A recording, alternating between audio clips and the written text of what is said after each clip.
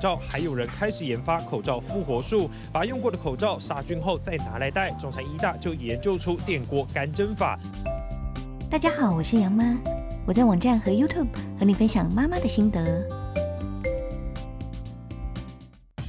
为什么这么多人排队？他们都在买口罩啊，就是因为这个。这是以前我们介绍过很会写正反字的野村一成写的，这次要用镜子看。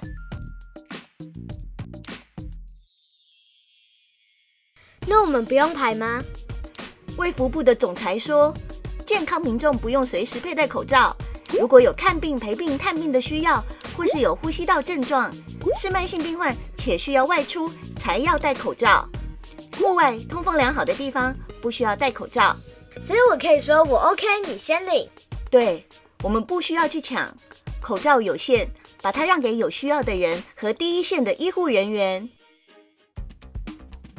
我们以前说过，口罩外面这层能防水，倒水也不会流出来。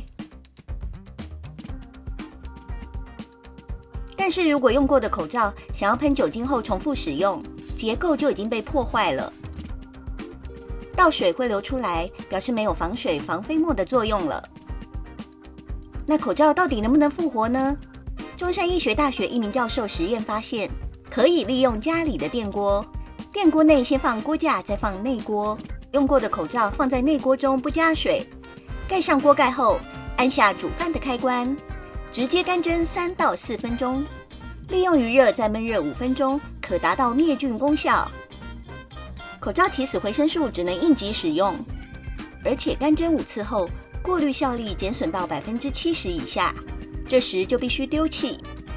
实测干蒸后的口罩还是有防水的效果。现在的文案都超有创意，今天再给大家看看几个。首先是这个，猜猜看答案是什么？猜一个防疫的好习惯。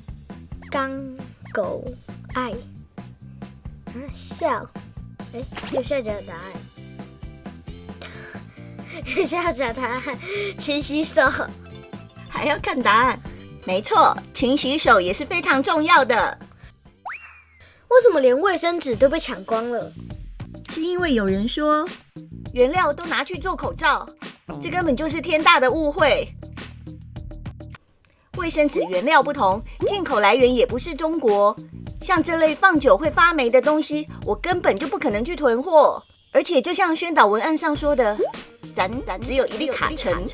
那你知道卡层是什么吗？屁股。屁股的台语。我看到现在也有人发起我 OK 你先大，我会把卫生纸留给别人。我看到现在也有人发起我 OK 你先大，我会把卫生纸留给憋不住的人。我们要有判断的能力。我顺便考你，当你入境时，海巡犬突然坐到你旁边，用可爱的眼神看着你，请问这代表什么？ A. 嘿，可以跟我玩吗？ B. 我累了，想坐一下。 C. 如果你没看过这么可爱的狗狗，现在让你看看。 D. 20万给我，现在。出啊，20万给我现在。厉害哦！虽然最近出入境的旅客比较少，但还是要提醒，不要携带任何肉制品、蔬菜及水果入境。最后提醒大家，肥皂勤洗手之外，也要减少用手触摸眼、口、鼻。祝大家平安！